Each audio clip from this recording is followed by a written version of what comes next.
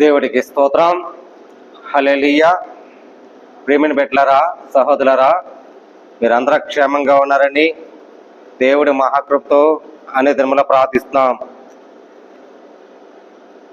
అలాగే మీరు ఎక్కడున్నా, ఏ దేశంలో ఉన్నా క్షేమం కోసం ఆత్మీయంగా ఉండాలని, బలపరచాలని, దీవించబడాలని మా దైవజనం ద్వారాగా అనే దినములో ప్రార్థిస్తున్నాం. ప్రార్థన చేసుకుని వాక్యం మిగిలిపోతామండి. పరిశుద్ధమైన ప్రేమగల తండ్రి యేసయ్య, వందనాలు తండ్రి, కృపగల దేవా, నీ స్తోత్రాలు తండ్రి. మా సహోదరుల ప్రభా, ఎక్కడున్నా, ఏ దేశంలో ఉన్నా, ఏ ప్రాంతంలో ఉన్నా నాయన ఆత్మీయులు ఉన్నట్లుగా నీ కృప చూపించండి. ఆరోగ్యం విషయంలో, కుటుంబాల విషయంలో నాయన, బిడ్డల విషయంలో, ప్రతి భార్యని, ప్రతి భర్తని నాయన, జాబుల విషయంలో ఎక్కడ నివసించినా, ఎక్కడ కష్టపడినా అలా ప్రవేశించి ఆత్మశాంతగా ఉన్నట్లుగా నీ సహాయం దయచండి. కృపగల దేవా, నీ స్తోత్రాలు తండ్రి. నాయన నీకు వందనాలు తండ్రి. నాయన ఎంతో ఆత్మీయంగా మమ్మల్ని బలపరిచి అయా, ఏ దేశంలో, ఏ ప్రాంతంలో ఉన్నా, ఎక్కడున్నా, ప్రతి ఊరిలో, ప్రతి గ్రామంలో ప్రభా నివసించి నాయన సహాయం తెచ్చండి. అలాగే వాతావరణ విషయంలో ప్రార్థిస్తున్నాం తండ్రి. అక్కడ వరద సహాయానికి నాయన అన్ని విధానాలు పెట్టి ప్రభా అయా, అక్కడున్న దైవజ్ఞులతో అందరితో మాట్లాడండి. ఆహారం లేక ఎంతమంది అల్లాడిపోతున్నారు ప్రభా. నిరుపేదలు నాయన వాళ్ళందరికీ ఆహారం అందించేట్లుగా, మంచినీళ్ళు ఆహారం ఇచ్చేట్లుగా దయచేయండి ప్రభా. ఆయా మంత్రులతోటి, అయా నాయన ముఖ్యమంత్రితో, ప్రధానమంత్రులతో అందరితో ప్రభా ఆర్థిక సాయం ఇచ్చేట్లుగా నీ కృప చూపించండి. సహాయం తెచ్చండి ప్రభా. అక్కడ నిరుపేదల ప్రభా ఎంతో అల్లాడిపోతున్నారు ప్రభా. వాతావరణ విషయంలో వర్షాలు తండ్రి నేనా అయా కొట్టుమిట్లాడిపోతున్నారు తండ్రి. వాళ్ళకి ఆర్థిక సహాయం ఇచ్చినట్లుగా అన్ని విధాలను బట్టి నీ సహకారం నడిపించమని, ఆస్వాదించమని యేసయ్య పరిశుద్ధాత్మ పేరటంలో వేడుకుంటున్నాం పరమ తండ్రి. ఆమేన్. ప్రార్థించండి. అందరికీ వందనాలు. ప్రియమైన బిడ్డలారా, సహోదరులారా, ఈరోజు వాక్యం ఆశీర్వాదం ఎలా కలుగుతుంది అనే సందేశం. ఆశీర్వదించాలంటే, మన దీవించబడాలంటే, మన దీవునితో నడిపించాలంటే ముంద ప్రార్థన. ఈ ప్రార్థన చాలా విలువైంది. ఈ ప్రార్థన చాలా ప్రాముఖ్యమైంది. బలమైన ప్రార్థన చేస్తే మనం దేవుని యందు ఆశీర్వాదాలు పొందుకుంటాం. మరి దేవుడి ప్రార్థన మరి ఎవరు చేస్తారు ఏంటో అంశాలకు వెళ్ళిపోతాం. ఒకటి దినోత్తమంలోను 4:10 ప్రార్థన ఎవరు చేసేవారండి?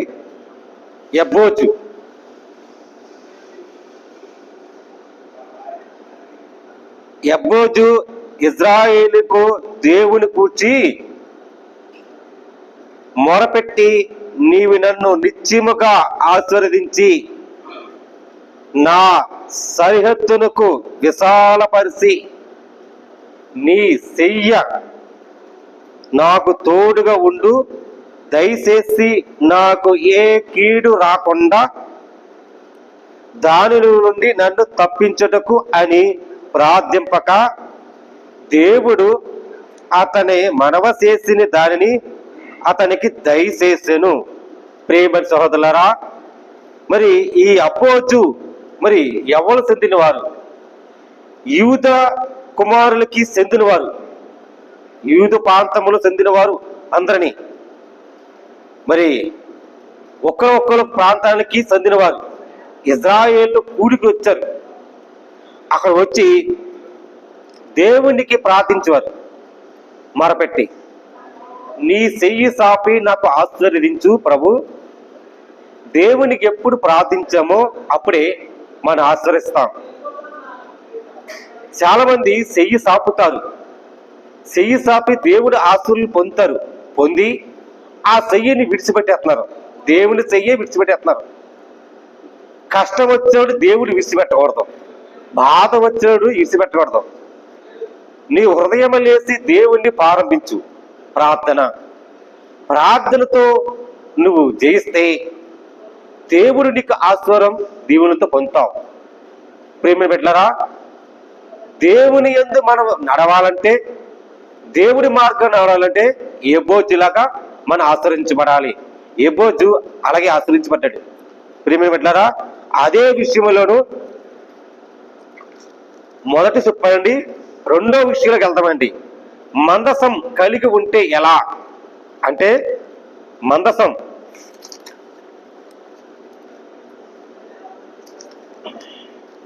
రెండో సమూయేలు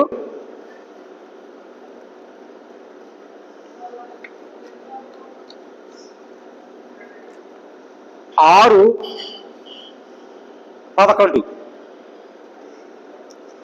యెహోవాని మా మందసము 3 నెలలు అంటే గల్దీలకు ఓబేదు అని దోమల ఇంటిలో ఉండక యెహోవా ఓబేదియోమును అతని ఇంటి వారందరిని ఆచరించాడు.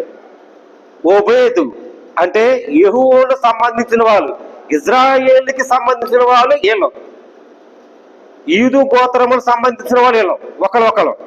ప్రియమిత్రులారా, దేవుని యందు అంటే వాళ్ళ దేవుని భయపడి ఉన్నవారు అన్నమాట. యెహోవా మందసం దావీదు పురములో ఉన్నారు. దావీదు పురములో ఉండి తన ఎద్దకు తప్పించడానికి గల్తీలకు ఓబేదుకు ఇంటి వారు తీసుకు అక్కడే ఉన్నారు. అంటే దావీదు పురములో ఉండేవారు. ప్రియమిత్రులారా, వాళ్ళ దేవునికి ఇంటికి ఆశ్రయించబడాలి. మన ఇంటికి ఆశ్రయించబడాలంటే ప్రార్థన. నేను మొదట చెప్పాను కదండి, ప్రార్థనతోను ఎబ్బోజిలాగా మనం చేయి సాపి దేవుని యందు ఆశ్రయించబడాలి. ప్రియమిత్రులారా, మరి దేవుని మందసం ఉంటే మన ఓబేదులాగా ఇంటి వారుగా మన అంతటికి అంటే కలిగి అందటికీ మనం ఆశ్రయించబడతాం. దావీదు మరి దేవుని ఎద్దకి మందసం ఓబేదు ఇంటికి దావీదు పురములను ఉల్లాసం చేశారంట. అంటే సంతోషము గానముతోను వచ్చారు. దేవుని మందసం మోయిబారి ఇంటికి ప్రేమ బిడ్డలారా, దావీదు పురములోను మనం ఎంత ఉల్లాసముకో ఓబేదు ఇంటి వారిలోను ఇంటికి ఎంత ఆశ్చర్యపడ్డామో మరి ఈ విషయం మనం గెద్దించుకోవాలి. మన ఇంటికి ఆశ్రయించబడాలంటే ప్రార్థనతోనూ ఉండాలి. ప్రేమ బిడ్డలారా, అదే విషయంలోనూ మరి ఇంటికి ఆశ్రయించడు. ఎవరు ఆశ్రయించరు? మనం మూడో మాటకి వెళ్ళిపోతామండి. అర్పణలు. ఈ అర్పణలు ఎవరు అర్పించారు?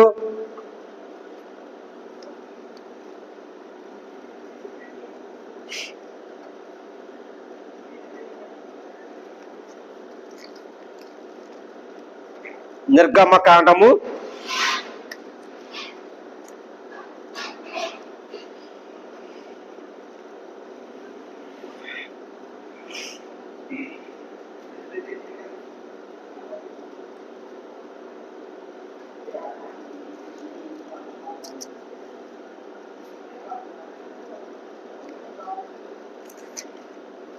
20:24 అండి.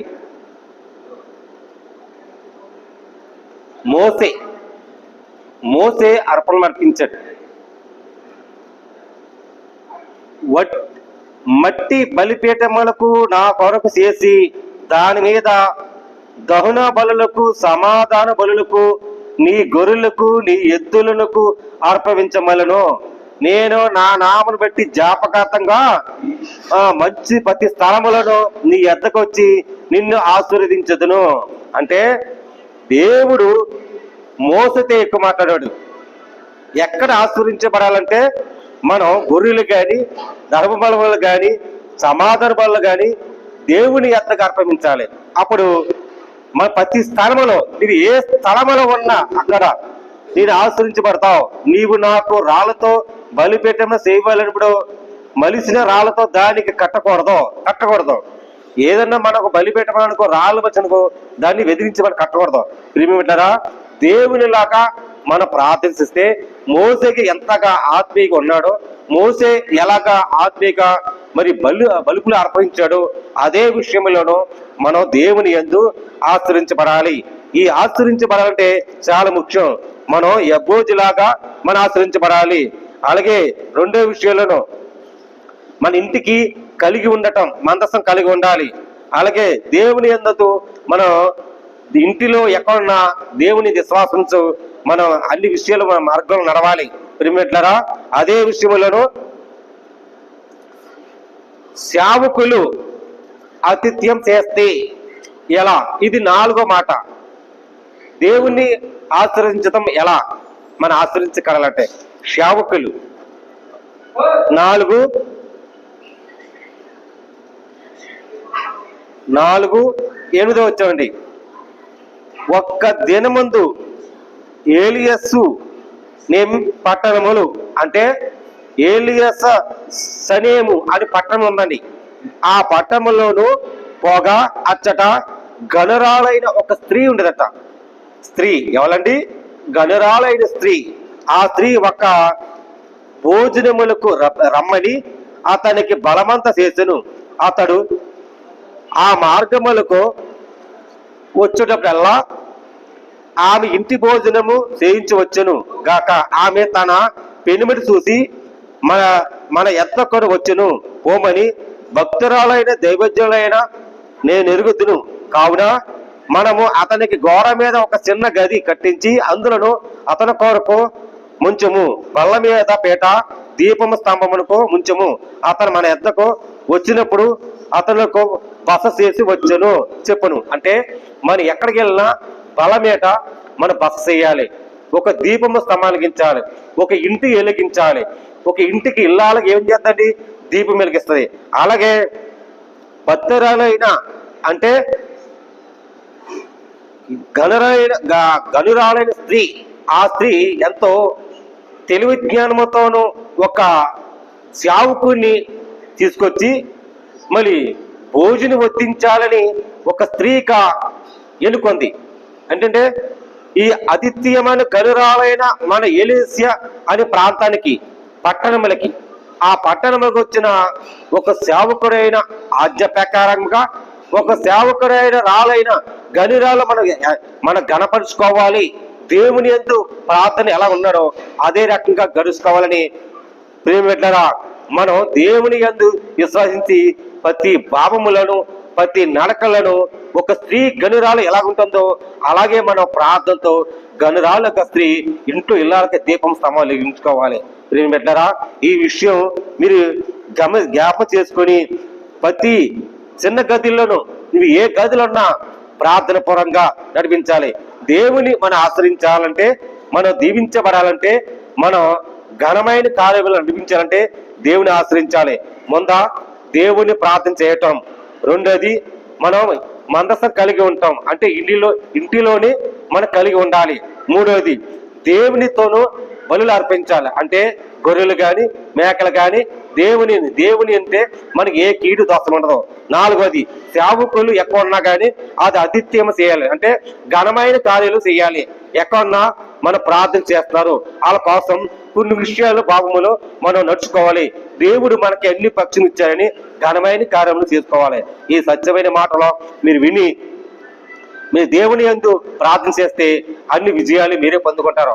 మరి అందరికీ ప్రైజులండి, అందరికన్నా వందనాలు. ప్రైజులా.